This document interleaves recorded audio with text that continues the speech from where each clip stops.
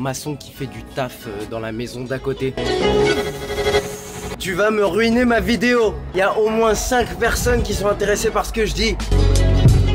Et salut équipe, c'est Samy pour Afresh Sports News, j'espère que vous avez la pêche. La draft ça s'est terminé le week-end dernier et on a pu analyser quelques joueurs sur Instagram Live, c'était cool, j'ai kiffé les mecs. Comme je vous l'ai dit dans ma dernière vidéo, aucun analyste et aucun présentateur télé n'a aucune idée de ce qui s'est passé dans la draft. Il y a des joueurs qui paraissent très bons qui vont être très mauvais et il y a des joueurs qui paraissaient très mauvais qui seront très bons plus tard. Mais après vous avoir raconté tout ça, vous me demandiez quand même: Samy, c'est qui a fait une bonne draft? Samy, c'est qui a fait une mauvaise draft? Donc aujourd'hui on se retrouve pour une vidéo où je vais vous présenter qui a gagné et qui a perdu la draft de NFL. Selon moi, quelles équipes s'en sont sorties et vont aller dans la bonne direction pendant les prochaines années, et quelles équipes ont fait de la merde, clairement, il faut le dire. Non, le vent, tu vas me... Le vent, s'il te plaît. Donc cette vidéo, ça va être très simplement divisé. On va voir qui a gagné et qui a perdu la draft de NFL. Dans les commentaires, dites-moi si vous êtes d'accord ou si vous n'êtes pas d'accord avec ce que je dis. Et surtout, dites-moi, est-ce que votre équipe a bien tiré leur épingle du jeu? On va commencer par les gagnants de la draft NFL. Les gagnants, les vainqueurs, c'est ceux qui écrivent l'histoire. Et je vais faire ça un petit peu différemment. Je vais pas vous présenter que les équipes. Je vais vous présenter les équipes, les joueurs, les personnels, toutes les personnes qui peuvent avoir gagné la draft NFL. On est parti. La première personne qui a gagné la draft NFL, c'est John Lynch des 49ers. John Lynch, c'est le nouveau manager des 49ers. Et tout le monde s'est demandé, mince, il a pas d'expérience en tant que manager, c'est un ancien joueur, on n'a pas l'habitude de voir des joueurs bien manager des équipes, à part John Elway. En début d'intersaison, les gens étaient un peu perplexes sur ce que John Lynch allait faire chez les 49ers. C'est vrai, San Francisco ne seront pas bons l'an prochain, ils seront absolument pas en playoff. Mais, je considère John Lynch comme un des très gros gagnants de cette draft. Ce sera pas une équipe compétitive cette année, parce qu'ils ont personne au poste de quarterback. En attaque, ils vont se focaliser sur leur jeu à la course avec Carlos Hyde. Mais ce qui a été bien pour eux, c'est qu'ils ont été honnêtes avec eux-mêmes, ils ont vu que la draft est très forte du côté défensif et ils sont allés chercher des joueurs défensifs. Et juste avec les résultats du premier tour de la draft avec Solomon Thomas et Reuben Foster, ils récupèrent 2 joueurs qui auraient pu partir dans le top 10 de la draft. 2 joueurs qui iront au Pro Bowl pour les 10 prochaines années. Reuben Foster, c'est juste s'il fait attention à sa santé et à ses problèmes en dehors du terrain. Mais rien qu'au premier tour, ils ont dominé les débats. Comme je vous ai dit plusieurs fois, la bonne draft pour attraper un quarterback, c'est en 2018. Et ils ont plein de choix de draft en 2018 et ils seront prêts à sélectionner un quarterback l'an prochain. Et encore, en 2018, il y aura des vétérans qui seront disponibles sur le marché. Des meilleurs vétérans que cette année. Un mec comme Alex Smith qui va se faire remplacer à Kansas City. Et en plus de ça, ce que je vois, c'est que la conférence des 49ers, elle est faite pour être prise dans 2 ans. Cardinals sont en train de vieillir, les Rams ne vont nulle part pour les 2 prochaines années, et les Seahawks vont perdre le reste de leur défense l'an prochain. Donc c'est en 2018-2019, quand leur futur quarterback va arriver, que les 49ers vont pouvoir devenir dominants dans cette conférence. Gardez ce que je vous dis dans votre poche arrière. Les 49ers, on n'entendra pas parler d'eux pour 2 ans, et en 2019, ils seront là. Deuxième gagnant de cette draft NFL, c'est Jameis Winston. Donc il avait beaucoup sur les épaules l'an dernier, il commençait vraiment à se développer. Tu lui amènes Deshaun Jackson pendant l'intersaison, il y a toujours Mike Evans, une ligne offensive solide, et le monde entier sait que Jameis Winston aime beaucoup lancer sa balle à ses tight ends. À Florida State, il jouait beaucoup avec le numéro 35, j'ai perdu son nom, merde, c'est Nick O'Leary qui joue aujourd'hui chez les Bills. Jameis Winston aimait beaucoup lui envoyer le ballon, et l'an dernier il avait Cameron Bratt, et à la draft au 19e choix, les Tampa Bay Buccaneers sélectionnent O.J. Howard, tight end qui devait absolument pas être présent à ce moment-là. Donc Jameis Winston se retrouve avec des munitions partout sur le terrain, des défenses qui sont vraiment pas top dans sa conférence, une attaque qu'il est en train de vraiment contrôler. Il y a vraiment tous les ingrédients pour que Jameis Winston fasse une saison vraiment remarquable chez les Buccaneers. Qu'est-ce que je voulais raconter d'autre? Le troisième gagnant de cette draft, c'est Deshaun Watson. Que Deshaun Watson, juste avant la draft, il a dit que ce serait comme une gifle en public s'il n'était pas le premier quarterback sélectionné. Et ouais, double gifle public, il est pas sélectionné premier ni deuxième, il est sélectionné troisième. Moi je pense pas que c'est une gifle, je pense que c'est plutôt le bonheur. Il arrive chez les Texans avec une équipe extrêmement complète. Un des meilleurs receveurs de la ligue avec DeAndre Hopkins, Fuller et Braxton Miller qui sont 2 receveurs vraiment dynamiques, un jeu de course qui peut porter à baraque pendant que lui se développe, et une défense qui est prête à être dans la compétition pour gagner un Super Bowl. Tout ce que tu veux quand t'es un quarterback. Et c'est pour ça que je pense que Deshaun Watson peut faire une saison à l'attaque Prescott l'an dernier. Ça va juste être délicat parce que à Houston,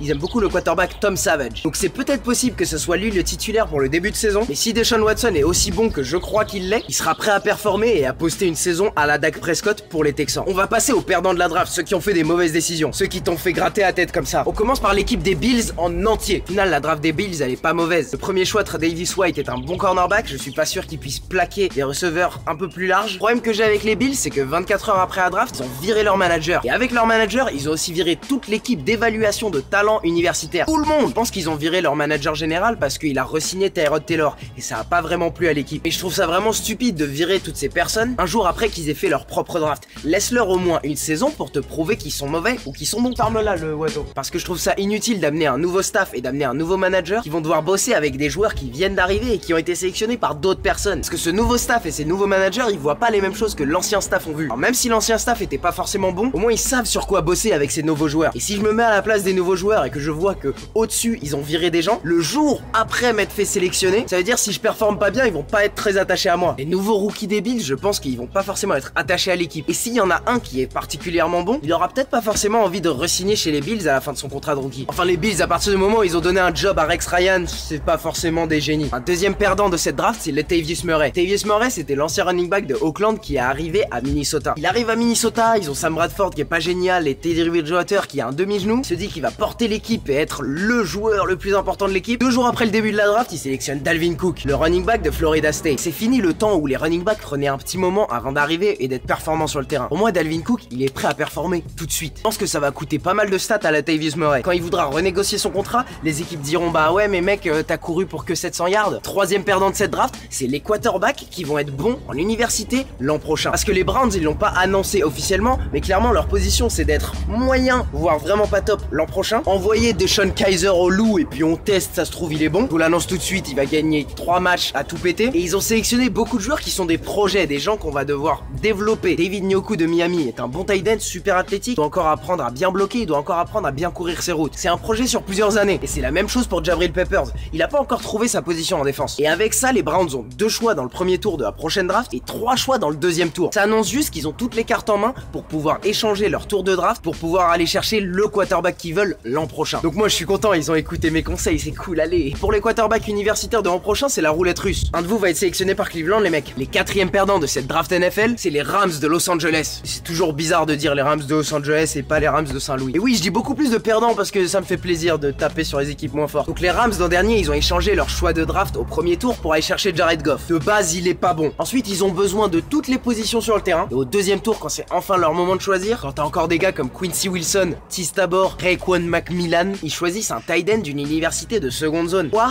Pourquoi? Et je suis d'accord que je viens de vous citer que des joueurs qui ont été bons, qui ont été en défense. Mais même si tu veux aider Jared Goff, prends-lui un receveur comme Juju Smith-Schuster qui était encore disponible à ce moment-là. Et pas un tight end qui sort de l'université d'Alabama du Sud. Vous voyez pourquoi je suis confiant pour les 49ers? Et les derniers plus gros perdants de la terre en NFL cette année, c'est les Bears et particulièrement John Fox et Ryan Pace, le coach et le manager général des Bears. Avant même de critiquer les Bears, laissez-moi vous expliquer comment je pense le soir de la draft. Quelle que soit mon équipe, je vois les Browns qui sélectionnent Myles Garrett au premier choix. Les Browns ont besoin d'un quarterback. Mitchell Trubisky pense être le meilleur quarterback. Les Browns ont l'habitude de prendre des quarterbacks et d'en prendre des mauvais. Mitchell Trubisky est né et il vient de l'état de Ohio. Les étoiles sont alignées pour que les Browns le prennent et ils le prennent pas. Je me dis ok, il y a peut-être un truc avec ce mec, on va peut-être s'en éloigner. Mais non, les Bears le sélectionnent et les Bears donnent beaucoup de choix de draft pour sélectionner Mitchell Trubisky et je vais vous expliquer pourquoi ils ont fait ça. C'est un peu une question de politique. John Fox et Ryan Pace, ça fait plusieurs saisons qu'ils ont été mauvais. Et c'est sûr qu'encore une saison où ils sont mauvais, où ils sont dans le top 10 de choix de draft, ça voudrait dire que ces 2 personnes se feraient virer. Et ce qu'ils ont fait en sélectionnant Mitchell Trubisky, même s'ils ne sont pas convaincus de ses capacités, c'est gagner du temps. Parce qu'en sélectionnant un quarterback au premier tour, même si vous gagnez que 2 matchs cette année, il suffit que Mitchell Trubisky soit bon à un seul match. Et à la fin de l'année, John Fox et Ryan Pace peuvent aller voir les gérants des Bears et leur dire regardez,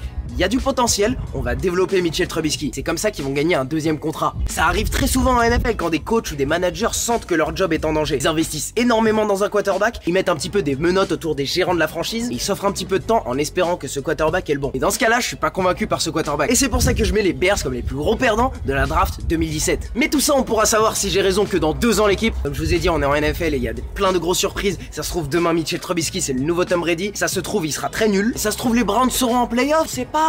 En tout cas l'équipe, surtout dites-moi dans les commentaires, est-ce que vous êtes d'accord avec un de mes arguments? Que ce soit les Bees, Jameis Winston, Deshaun Watson, les Browns, dites-moi tout dans les commentaires. Et surtout dites-moi, est-ce que vous êtes confiant des choix de votre équipe? Allez dans les commentaires, le premier commentaire que vous verrez, c'est mon avis sur les Eagles. Ils ont pas sélectionné les joueurs que je voulais, donc j'ai dû repasser et un peu analyser les joueurs. Et je vous dis tout ce que je pense dans les commentaires. En tout cas l'équipe, j'espère que cette vidéo vous a plu. Surtout si elle vous a plu, pensez à taper le pouce bleu juste en bas. Surtout pour les nouveaux, pensez à vous abonner pour jamais manquer une de mes vidéos. Et pour tout le reste, on se retrouve mercredi 18h pour plus de NFL, plus de NBA. Et ce sera tout pour moi, allez ciao! Damn.